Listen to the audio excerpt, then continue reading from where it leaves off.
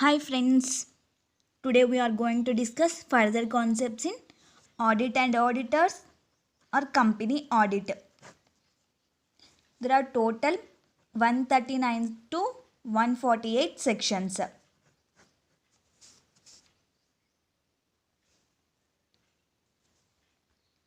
I already posted 2 videos from this chapter. There we discussed 141 section. In first video, we discussed 141 section. Qualification, disqualifications, vacations. There in disqualification, section 141 subsection 3I. This section is providing section 144 services, that is prohibited services. Okay, 144 section is also over in first video. And in second video, appointment of auditors, rotation, first auditor, casual vacancy, this all are discussed in section 139. And also cooling period. And next, auditor remuneration also completed. And next to rights to duties in 143 section is over. And in duties, duty to sign the audit report, section 145. In duties we finished the section 145. And also in rights, this is duty, and in rights, right to receive notices of and right to be heard at general meeting or duty to attend general meeting, section 146. This is also over in last video. Okay, in this video we are going to finish 140 section, 147 section and 148. Okay, 140 section says removal, resignation of auditor and giving of special notice, and 147 punishments for contravention, and 148 central government to specify audit of items of cost in respect of certain companies. Okay, and see the removal of auditor.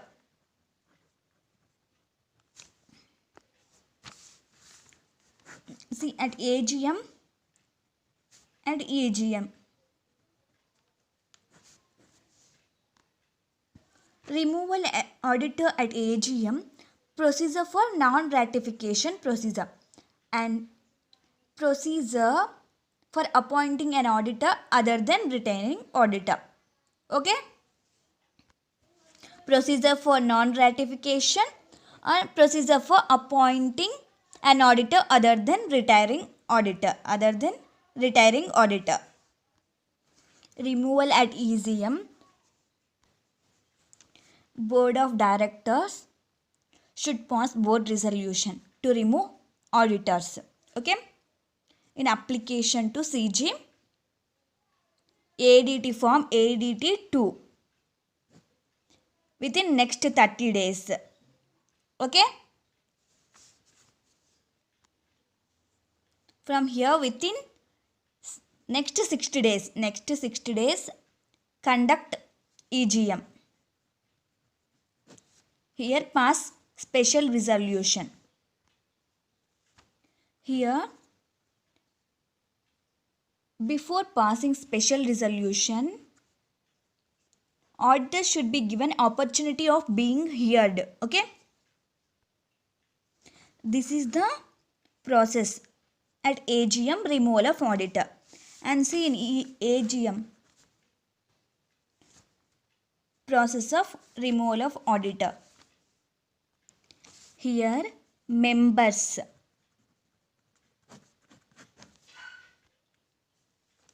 send a special notice to the company, that is board of directors. In this special notice, either not to reappoint the retiring auditor or to appoint some other auditor other than retiring auditor. Okay, these members having 1% of voting power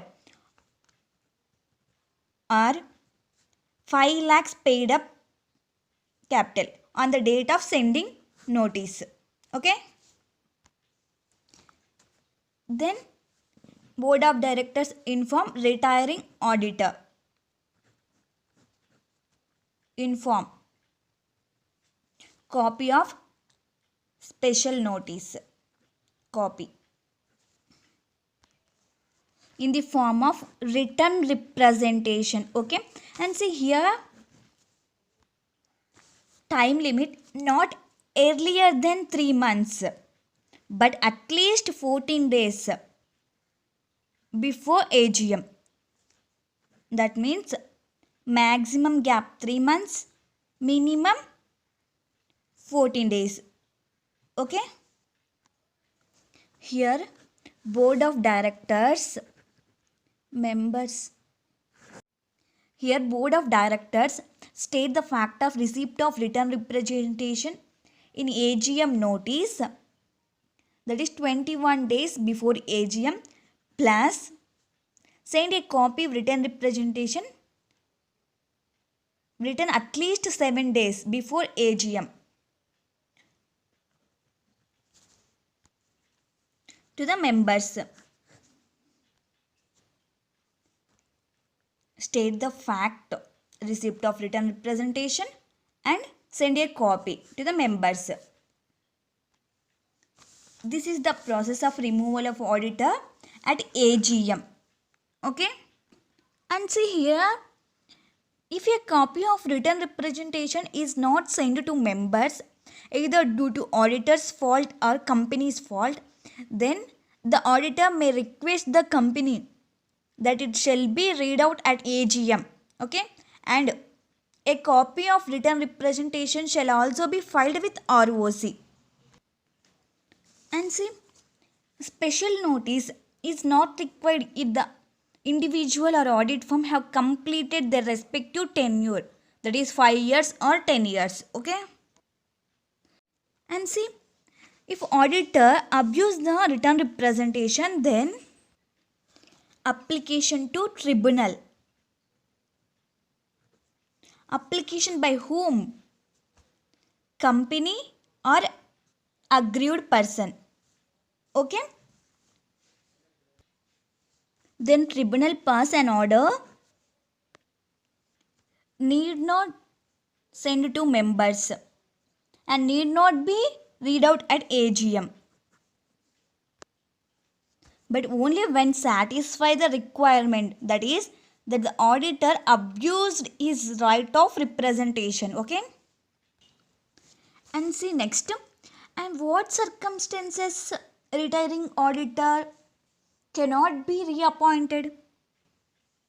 See, not qualified under section 141 subsection 1 and disqualified under section 141 subsection 3, 4 and 144. Then auditor given notice of unwillingness.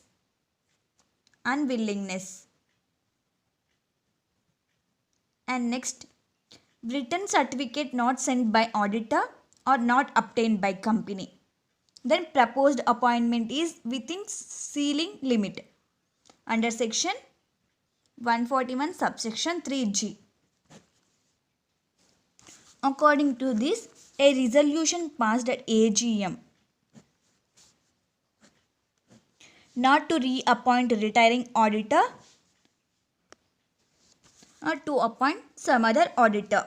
Okay, generally at any AGM, no auditor are appointed or reappointed, then the existing auditor shall continue. Okay, next and see next section 147, punishment.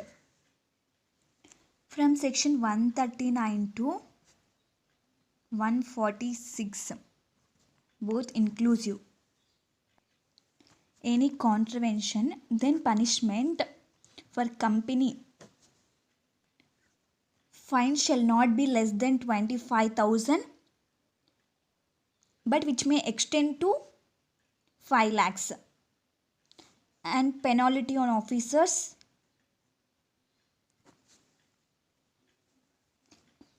every officer of a company who is in default shall be punishable with imprisonment, a term which may extend to 1 year, or with a fine which shall not be less than 10,000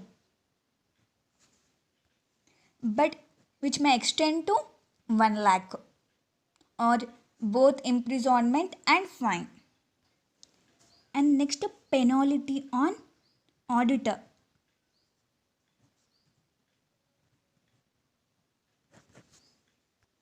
If an auditor of a company contravene any of the provision of the section 139, 143, 144, 145,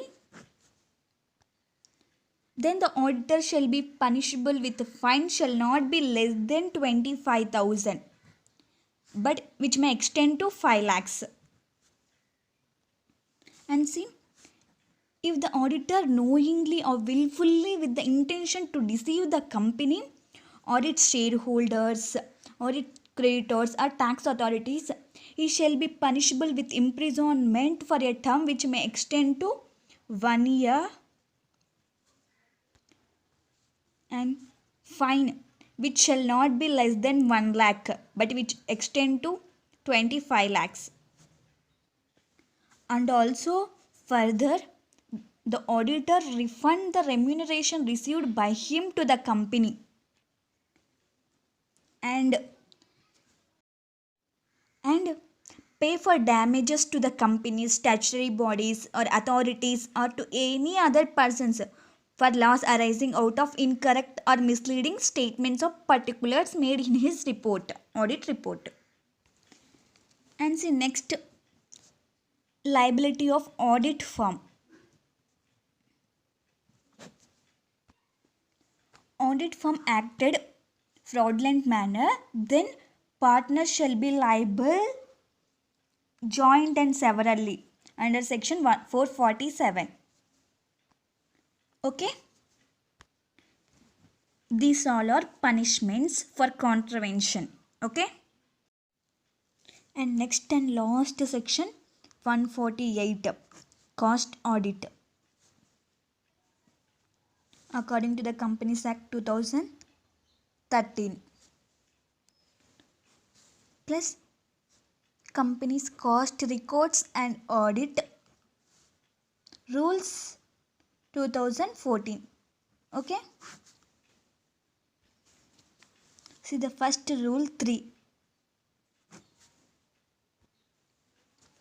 This rule says about applicability of maintenance of cost records to the company. See,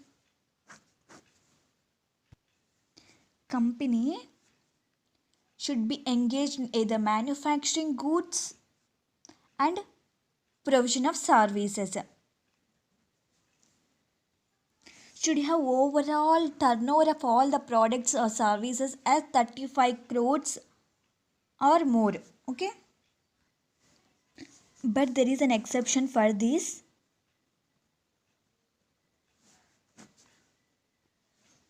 Micro enterprises and small enterprises not required to maintain cost records. Okay,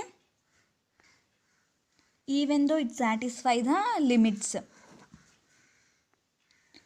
And here, but not medium enterprises, only micro, small, but not medium. Okay, and next see the rule number 4. This rule says about cost audit. Rule 3, cost records. Rule 4, cost audit. And see, for the purpose of applicability of these rules, some selected industries are classified into 2 types. List A, List B. Regulated sectors. And list B, non-regulated sectors.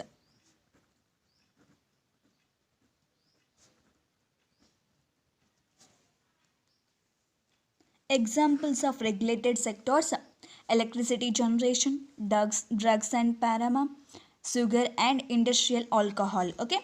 And examples of non-regulated sectors: steel, cement, pipes and tubes, medical equipment, etc. Okay. And see, in regulated sector, overall turnover from all its products and services 50 crores overall. And each sector products or services turnover 25 crores in regulated sector. In non-regulated sector, 100 crores overall limit, and turnover of each sector products or services 35 crores. These are the limits. See the one illustration. XYZ Limited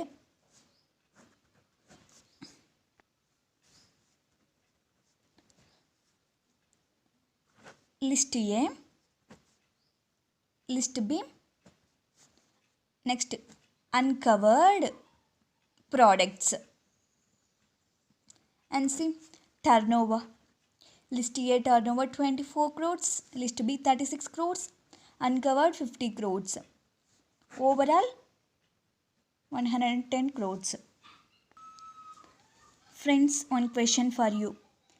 Is it this company, is it required to maintain cost records?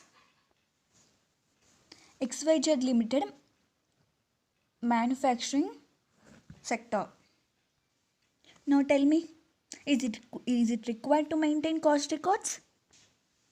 Yes, because it is engaged in manufacturing sector and providing services, and also overall limit is more than 35 crores. See, it satisfies this limit. Okay. And next question, friends, is it required to undergo cost audit? According to regulator sector, cost audit is not applicable to overall turnover limit exceeding 50 crores, but the turnover limit of list A product is less than 25 crores. Check the limits in regulated sector. Overall 50 crores and each sector 25 crores. Here 50 crores are more and 25 crores are more, 100 crores are more.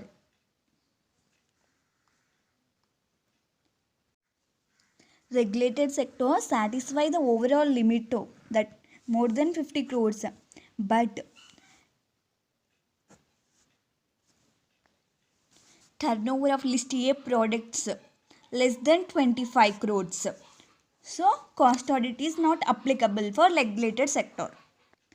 And see the non-regulated sector, cost audit is applicable because overall turnover of the company is exceeding 100 crores and turnover of the list B products are 35 crores more. Okay. And see, the concept of cost records and cost audit shall be studied from each product or each service wise, but not from the entire company point of view. Okay. There is exception for rule 4. See, in that first one, any company or any of its units operating in SEDGE, cost audit is not applicable. And next, a company whose revenue from exports exceeds 75% of its total turnover. And third one, a company which is engaged in generation of electricity for self consumption. Okay. And see the another example, Anu Limited. Guntur, Vizag, Kurnool. Providing services, list A. Turnover 35 crores, 10 crores, 15 crores. Total 60 crores. Now tell me friends, is the company required to maintain cost records? Yes. It is engaged in providing services and also overall turnover exceeding 35 crores as per rule 3. Okay. And next question. Is the company required to undergo cost audit if the entire company is operating SEDGE? Operating SEDGE. Given service regulated sector. The limits satisfied 50 crores, 25 crores respectively. Whether the limit satisfied or not, the company is operating SEDGE. So, it is an exception for rule 4. So, cost audit is not applicable.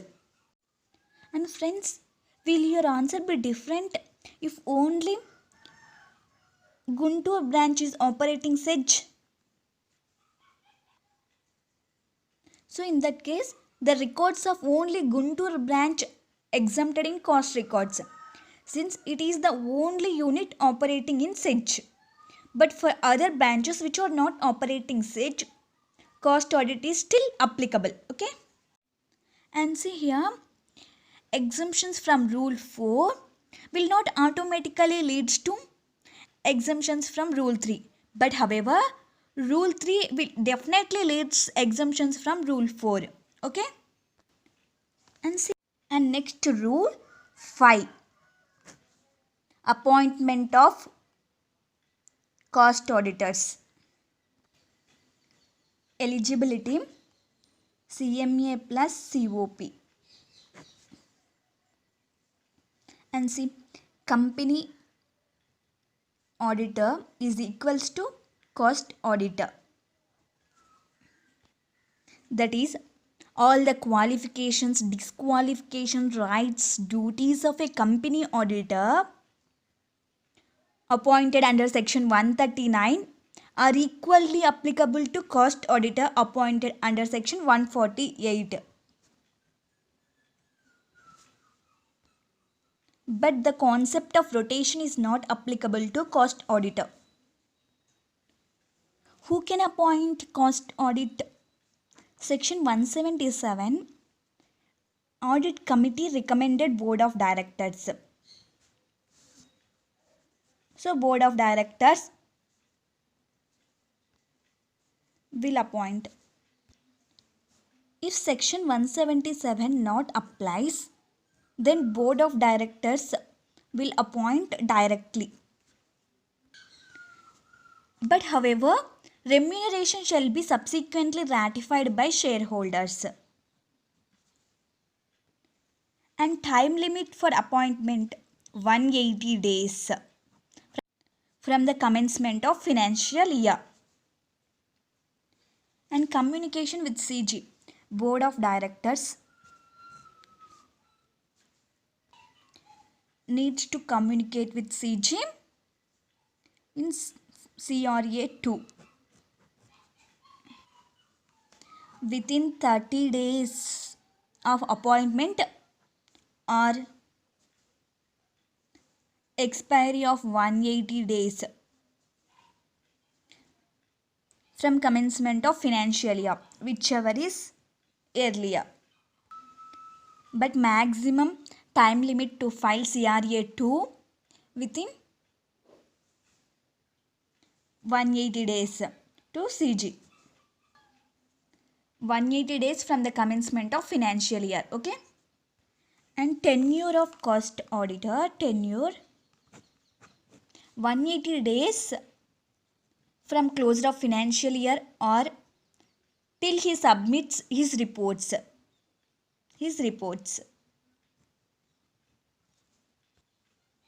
whichever is earlier.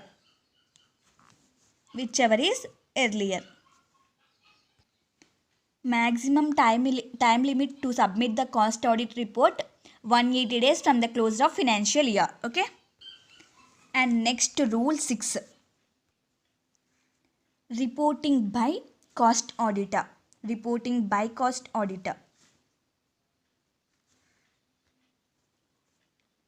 Cost auditors report board of directors in CRA 3 within 180 days from the close of financial year. And next, board of directors within next 30 days report CG in CRA 4. CRA 3 plus explanations by board of directors to the objections of cost auditor. Explanations. Board of directors. And casual vacancy of cost auditor filled by board of directors within 30 days of vacancy in form CRA 2.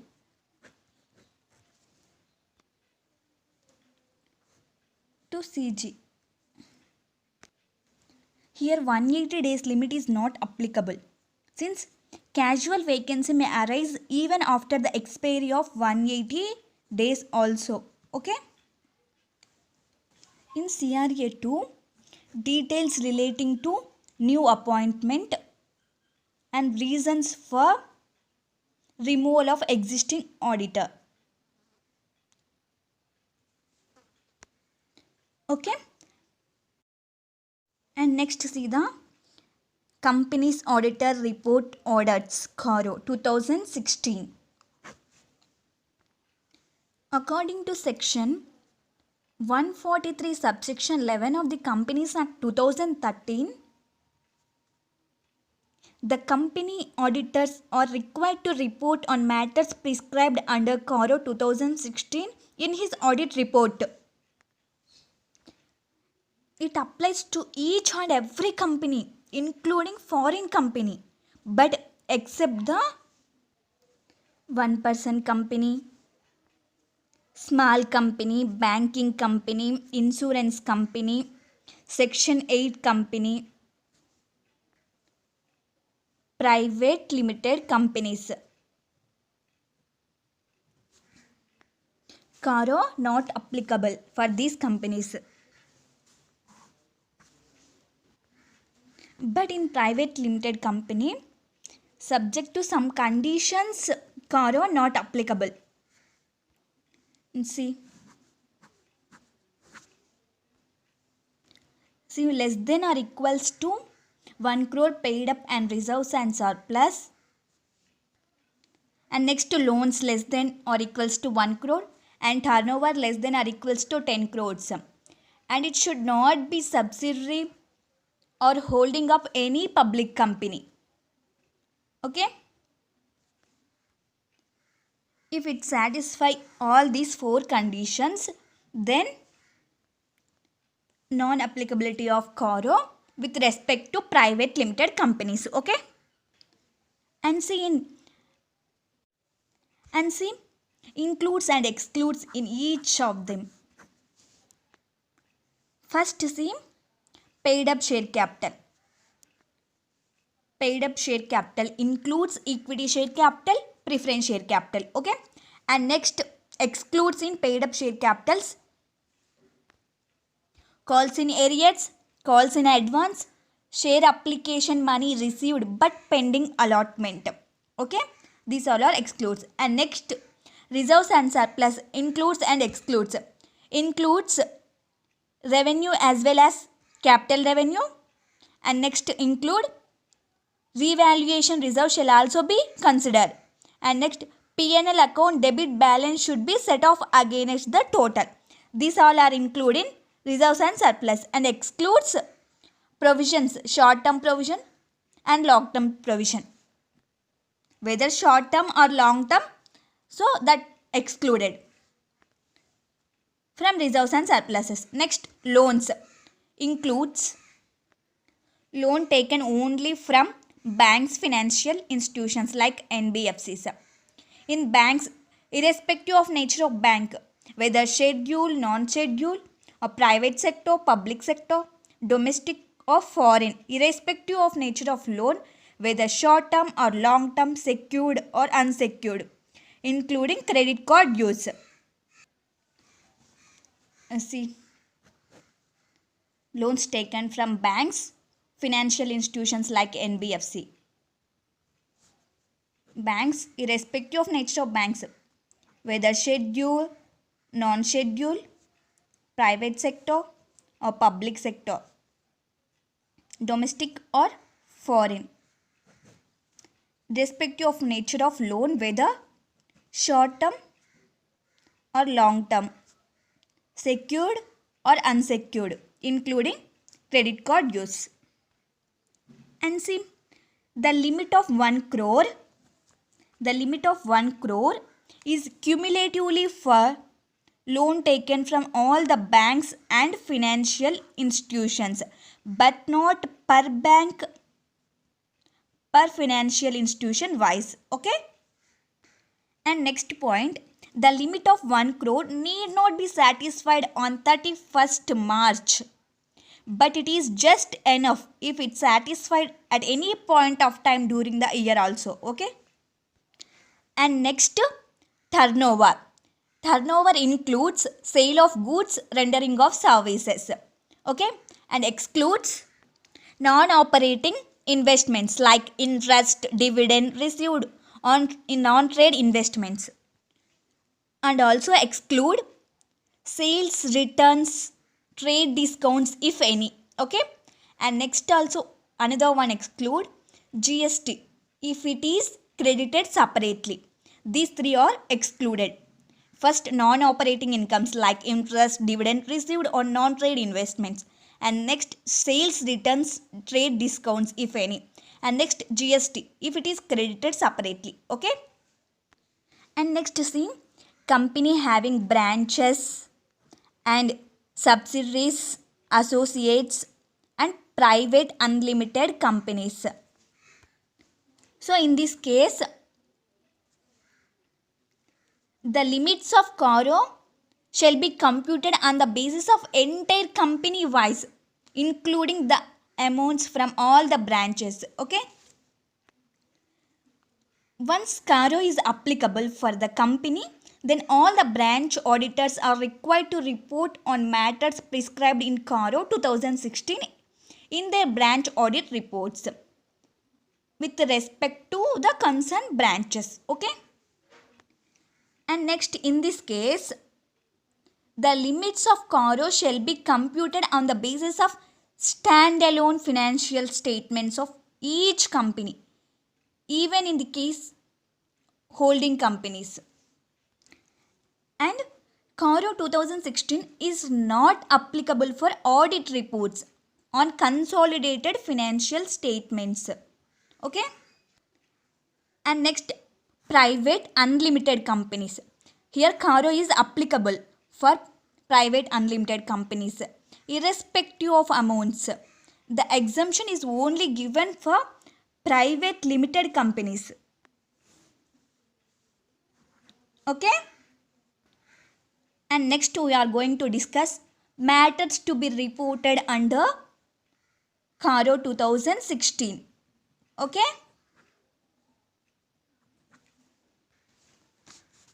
See, Caro 2016 matters to be reported. First, clause 1, fixed assets. See, in this, verify whether the management has maintained proper records with respect to qualitative details on number and value of assets. And next, situation of assets. That means location. Okay. And next one, here verify whether management is conducting physical verification of assets at regular intervals. If they identified any material deviations between book value and physical value, verify proper adjustments in books of accounts. Okay. And next, verify the title of assets. Title of assets. To know ownership. If it doesn't belong to the client, then make disclose in audit report, like hire purchase, leased assets or fake assets. Okay. And next, clause 2, inventories. Here, verify whether management is conducting physical verification of assets at regular intervals. If they identified any material deviation between book value and physical value, verify proper adjustment in books of accounts. Okay. And see the next clause. Loans to directors and interested parties. Here, who is interested party? It's group companies like subsidiary company, holding company, associate company, fellow subsidiary company. Okay. And next, any other entity in which our director acting as director are holding 2% of voting power or acting as partners or having their proprietorship firm. Any other entity in which our directors are acting as directors or 2% of voting power or partners acting as partners are having their proprietary firm. And here, interested party, group companies like subsidiary, holding, associate, fellow subsidiary. Okay. So verify here whether the company has granted such loan or not. Not granted, okay.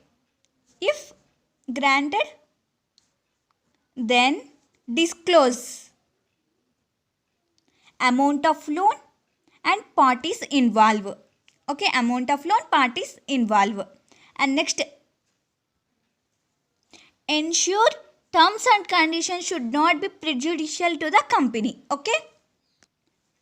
And next, verify whether receipt of principal plus interest are being made regularly on or before due dates. And next, if it overdue and such overdue is for a period exceed 90 days, then verify whether the company has taken reasonable steps to recover the amount due, like sending reminder letters and filing suit in court of law. Okay. And next, clause 4. Loans, investments, guarantees made by the company. Verify compliance with section 185, 186 of Companies Act 2013. If not comply, then disclose audit report. Okay. Section 185. No person other than board of directors of the company can make loans, investments and guarantees on behalf of a company. So here, no person other than board of director. No, here board of director but not a single director. Okay. And see in section 186. But however, shareholder approval is required. Shareholders approval is required if the amounts are exceeding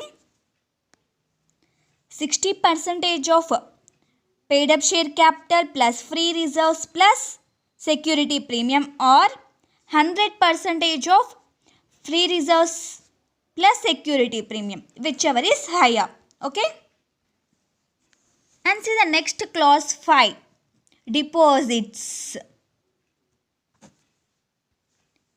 Here, verify compliance with section 73 to 76.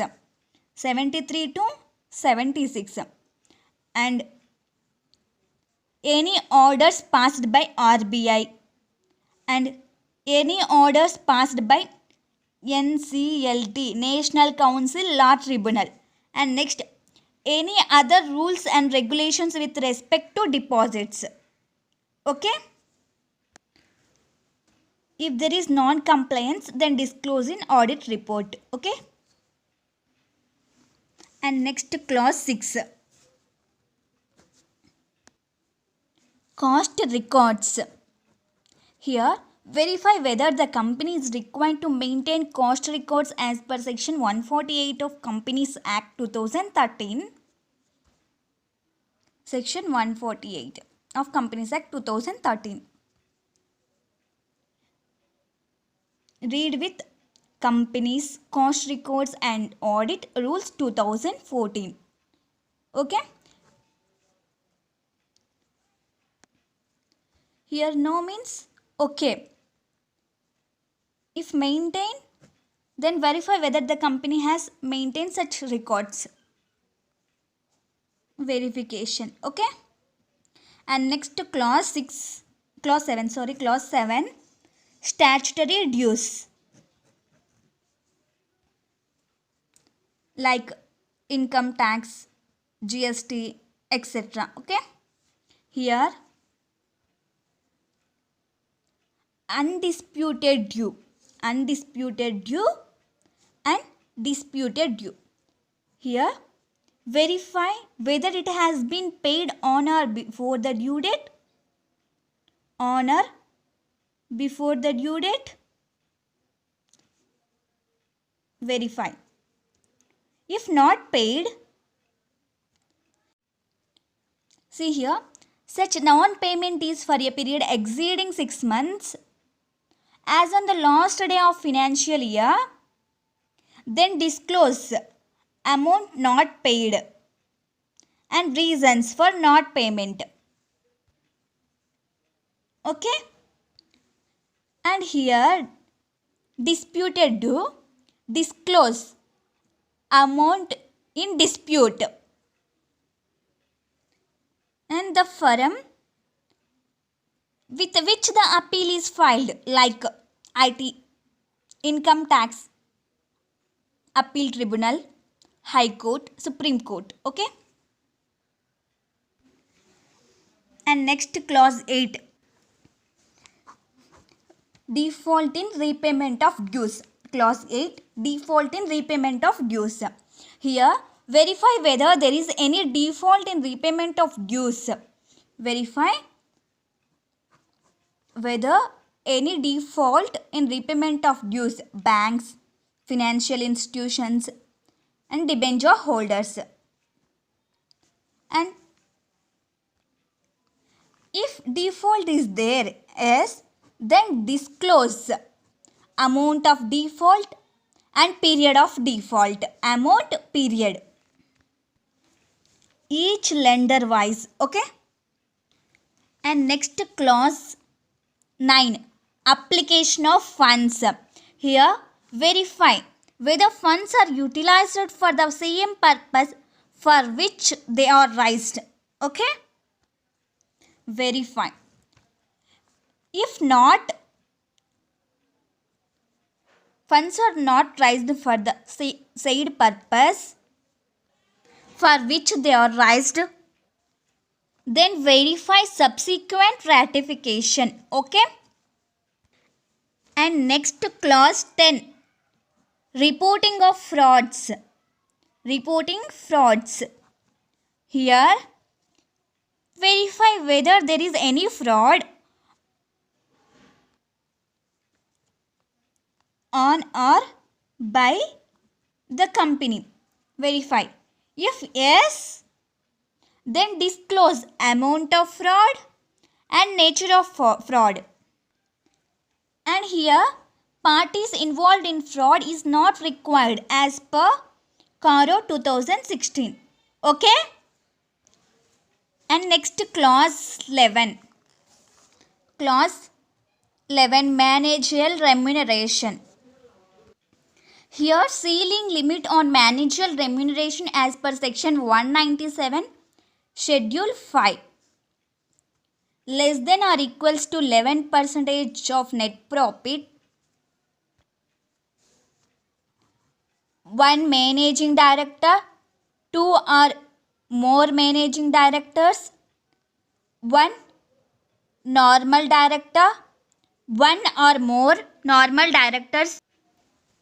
Normal ceiling, if 1 managing director, then 5% of net profit. 2 or more managing director, 10% of net profit. 1 normal director, 1% of net profit. 1 or more normal directors, 3% of net profit. According to this managerial remuneration provided. Okay. So here verify compliance with section 197 schedule 5 of Companies Act 2013. If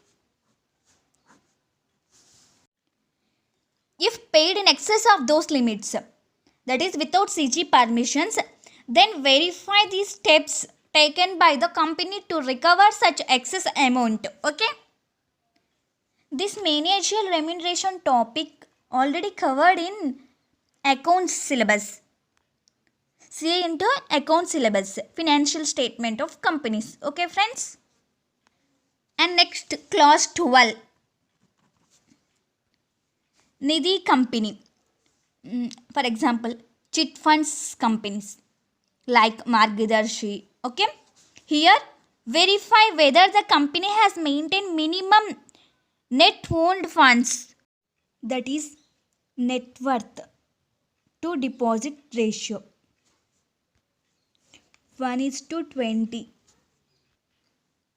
Verify company has maintained minimum net owned funds, that is net worth to deposits 1:20 ratio.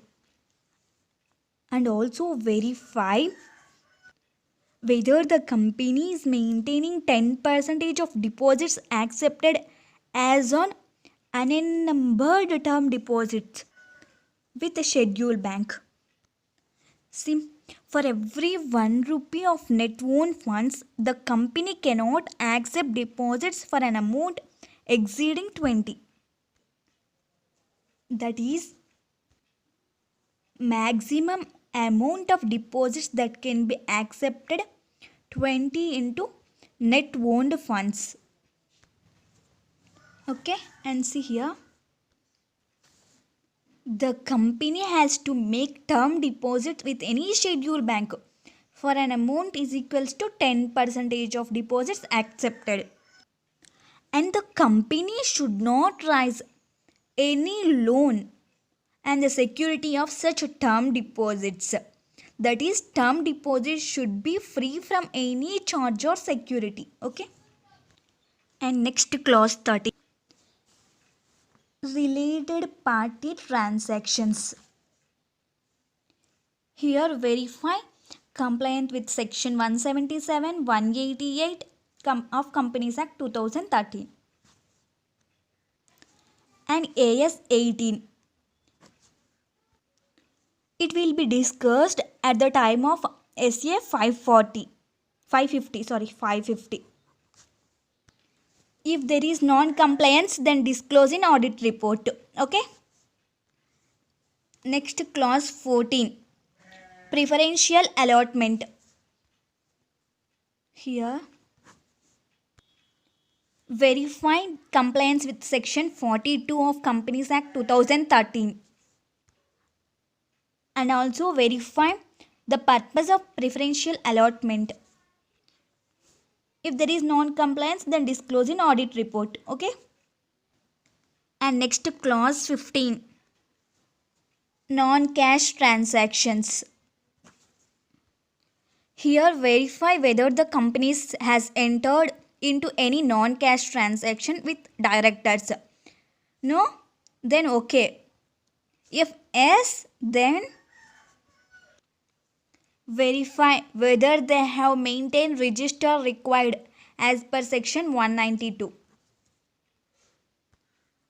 And next clause, and see the next clause 16.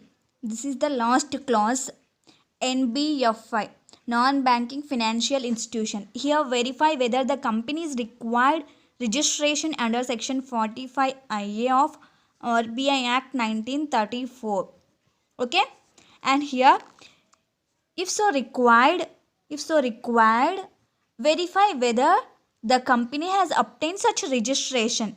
Okay, so total clause 1 to clause 16 matters to be reported under CORO 2016. Okay,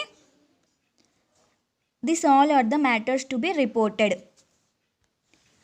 Here company auditor are mandatorily required to report on matters prescribed under CORO 2016 in his audit report, irrespective of whether he got clean or adverse remarks.